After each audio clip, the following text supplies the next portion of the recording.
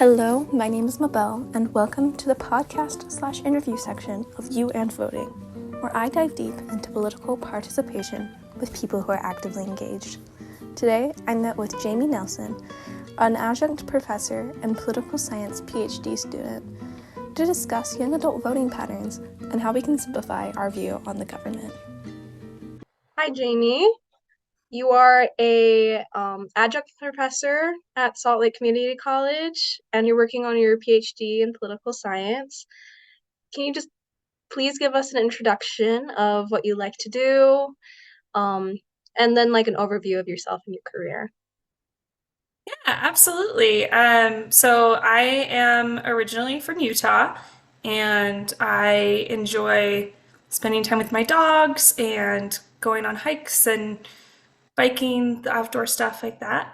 And then, yeah, like you said, I'm a PhD student at the University of Utah. So I just started my third year, and I have been an adjunct faculty member at Salt Lake Community College for just about 10 years now. And I teach Introduction to American Government and Politics. And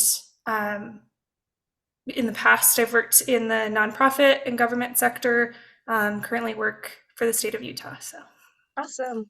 So I just have to ask, why political science of all things and history? Why does that interest you? yeah, absolutely. So I started out actually as a student at Salt Lake Community College many years ago, and I was part of a student-led voter registration drive, and that's really where I got a lot of passion for political science. I think, like I said, I've worked in nonprofit. I really enjoy working with people and helping sort of build community, and politics does that a lot. So I'm really interested in like local government and in political engagement, helping people find their voice in their government. Yeah. So why do you think that civic engagement is important in today's society? Yeah, absolutely. So I think civic engagement is important on all levels. I especially like to remind young people that voting is important. And, kind of the big thing that I think is important to remember is that regardless of who you vote for, politicians pay attention to the groups of people who vote the most.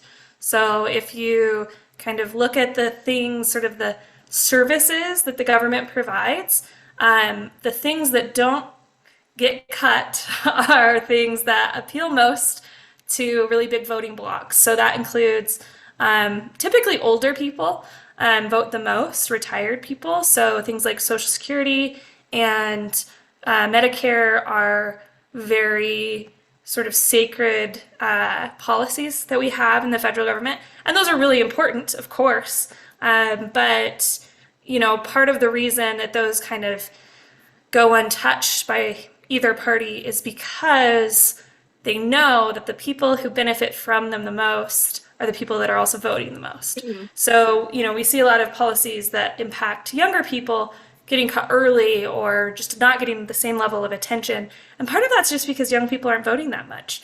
Yeah. And so, it's really important, regardless of party or politician or whomever you're interested in voting for, it's important to kind of turn out and show that you care about, what's happening in your government. Yeah. And how do we encourage young adult political participation?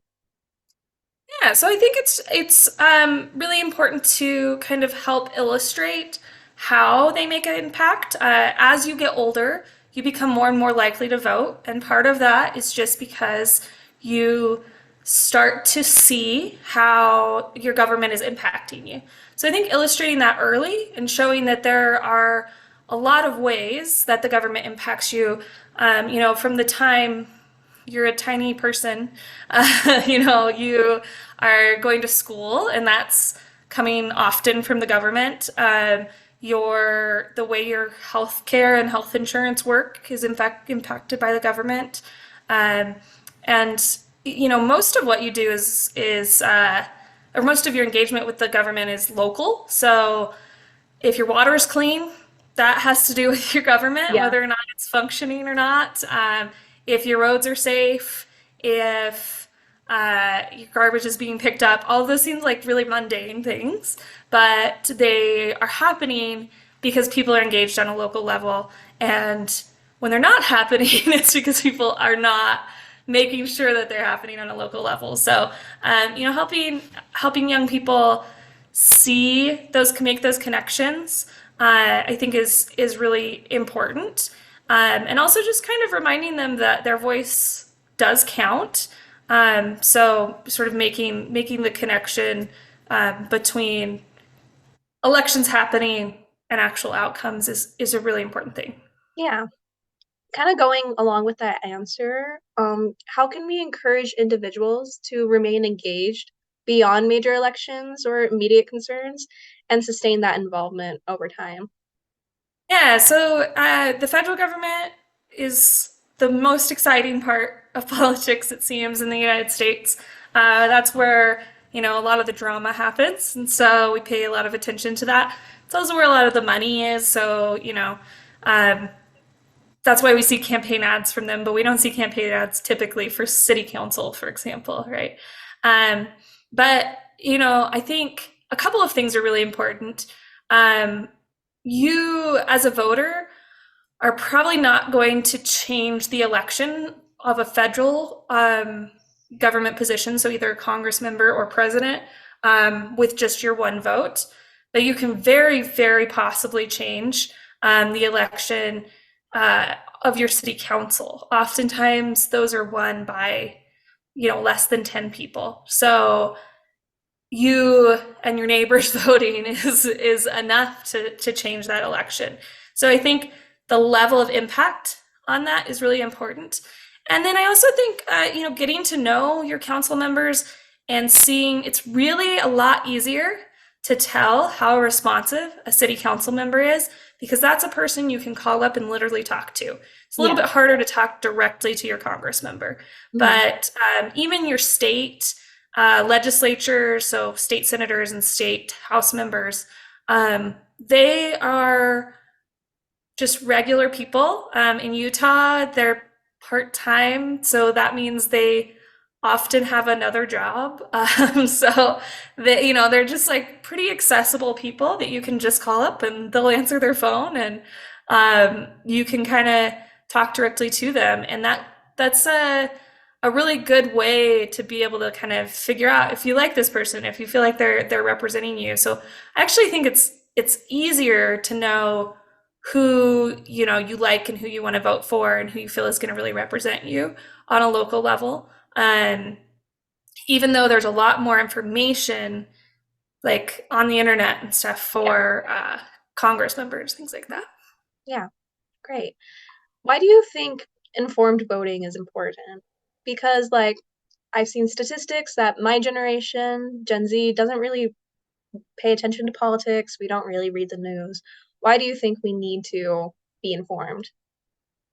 Yeah, absolutely. I mean, there's a lot of old philosophers that I could quote that may not speak to Gen Z very well, but an educated democracy is extraordinarily important, and that means not only that you're educated enough to understand what's happening, but that you also are gathering information so that you feel you can vote in an educated way. Yeah.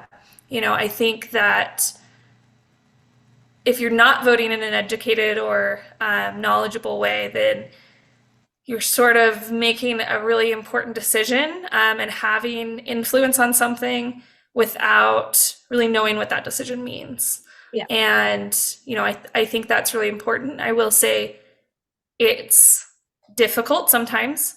The bigger the election, the more sort of extra information that's out there, and the more that can kind of mislead voters, I think.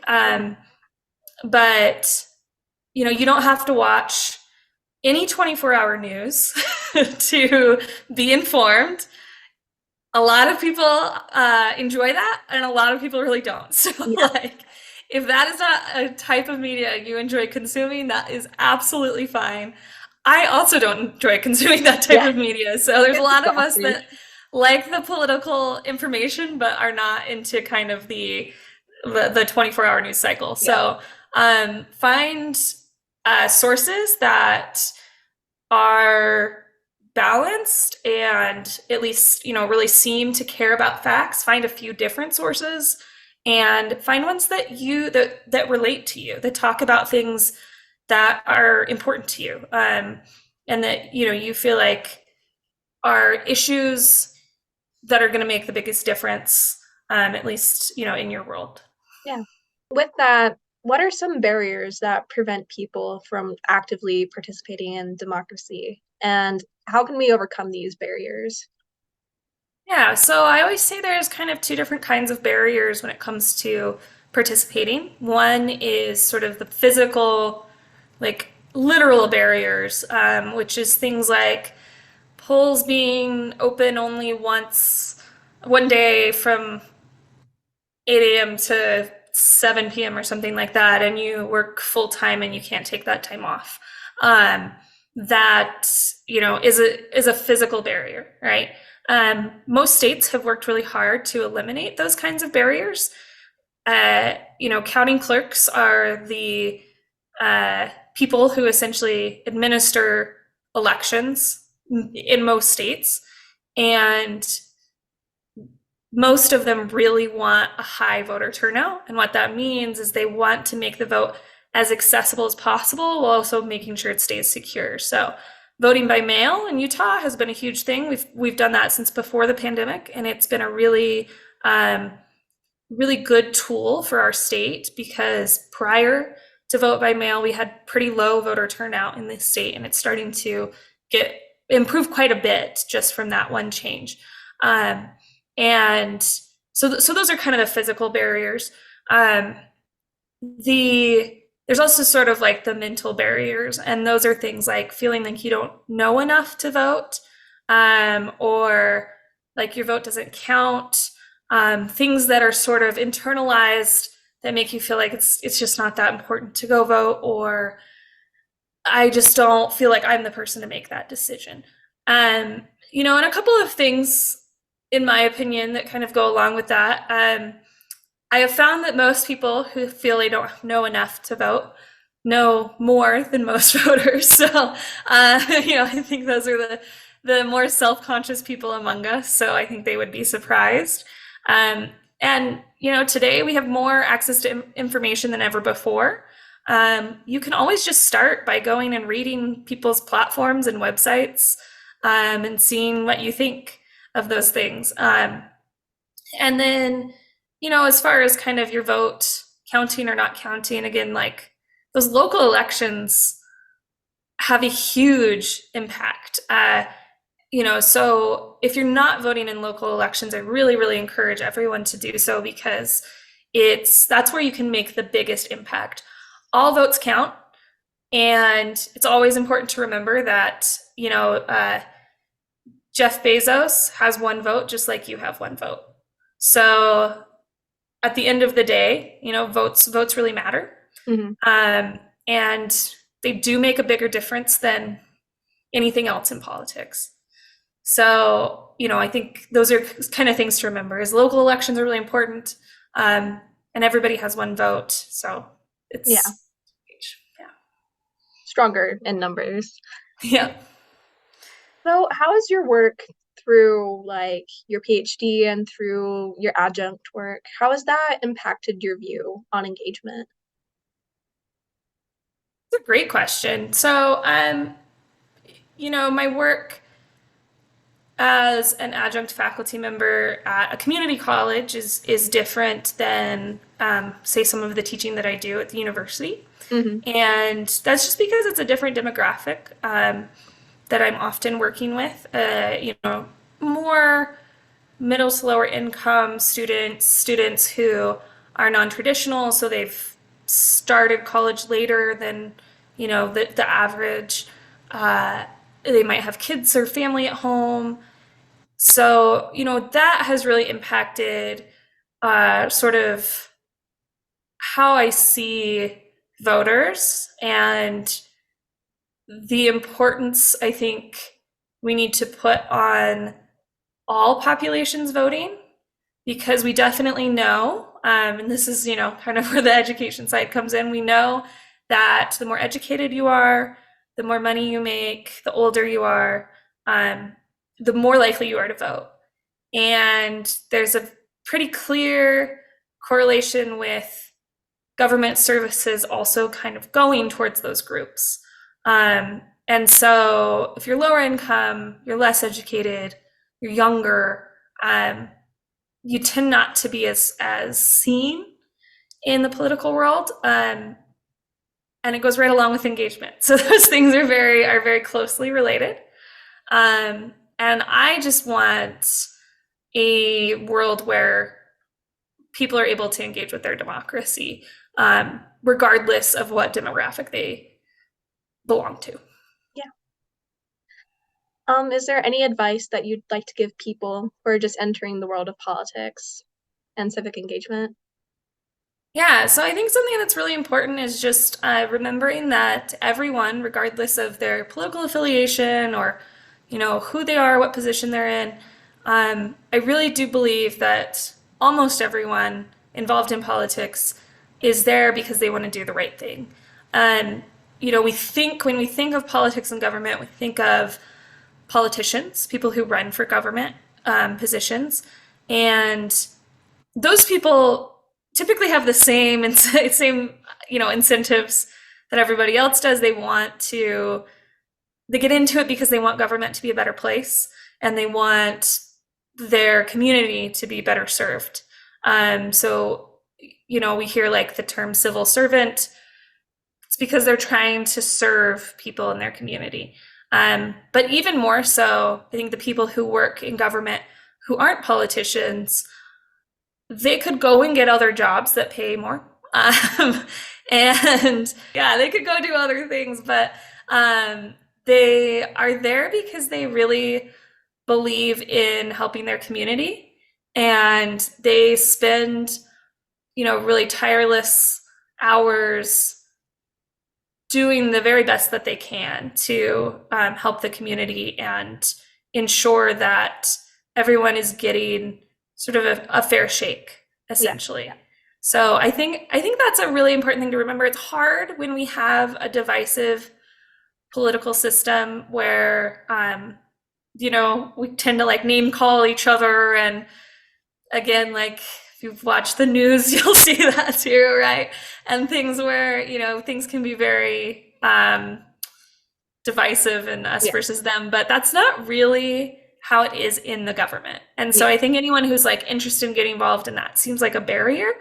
I would say, just remember that the vast majority of people working both as elected officials and as appointed officials are there because they really want to do the right thing.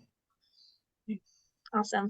So besides just voting, how can people participate in politics and democracy? Besides just voting, say you want to go out there, what can we do? Yeah, so volunteering is really helpful. There's a lot of government agencies that have volunteers, and there's a huge variety of different kind of areas you can work in. You can work with kids in foster care. You can You can do observations of judges. You can usually like city councils and things have volunteers for like events, community events, things like that. So volunteering is always a really good way to do that.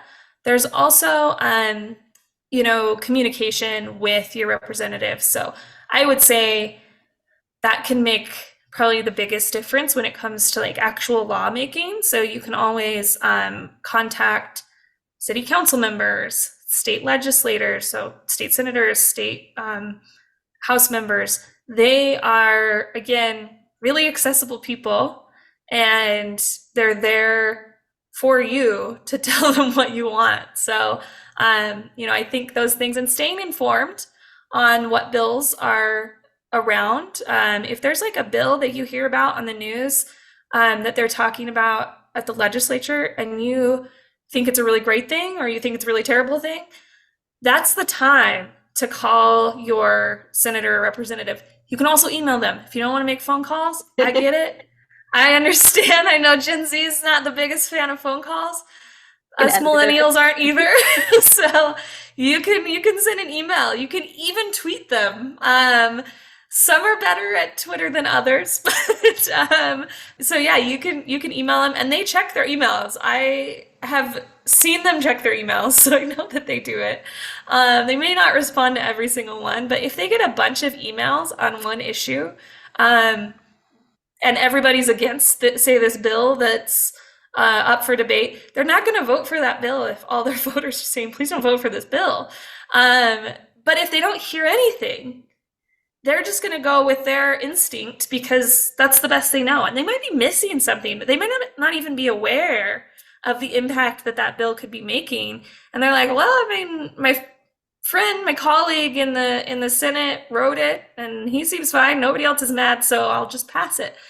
And then everybody gets mad later and it's kind of like, well, it already passed. So yeah, that's, being aware and paying attention. And I will say, when it comes to like state politics, local media is the only place you're going to hear about state bills and things like that. State bills matter a lot, and there's been a lot of contention over state legislation. And so I think, it's important to pay attention to that stuff. In Utah, if you're, wanting to know, like, well, when does all this happen? We have a session from January to March. That's when most of the legislation happens. So that's the time to pay attention. And there's a bunch of local news sources who just I think there's some podcasts that are specifically focused on Utah legislation just during that time. And there's a bunch of different ways to kind of pay attention. But yeah, that's kind of the biggest way is that communication as well. Okay. You could also run for office. That's the last one. I think that's a little bit bigger than just voting, but yeah. Okay, thank you so much for meeting with me and simplifying government. I have one last question for you. What does an ideal world look like to you? Yeah, so I think, an ideal world is where everyone has the opportunity to engage and get what they need. And whether that's, from their community, from their government, whether that's actual physical needs or most often it's protection that the government is providing. We don't always see that applied equally to everyone. And we definitely see a lot of populations who, for one reason or another, are less able to sort of get their voice heard in the government. And a lot of those are those internal barriers that I mentioned before. The belief that their voice doesn't matter or that they don't know the right things to say, but they know what they need. And I think that's something that's really, really important. And it's kind of the whole point of this democracy thing. Yeah. is, that we have the ability as people in the population to ask for what we need and illustrate what's missing from our experience. So yeah, I just want everybody to feel like they can voice what they need when that comes up.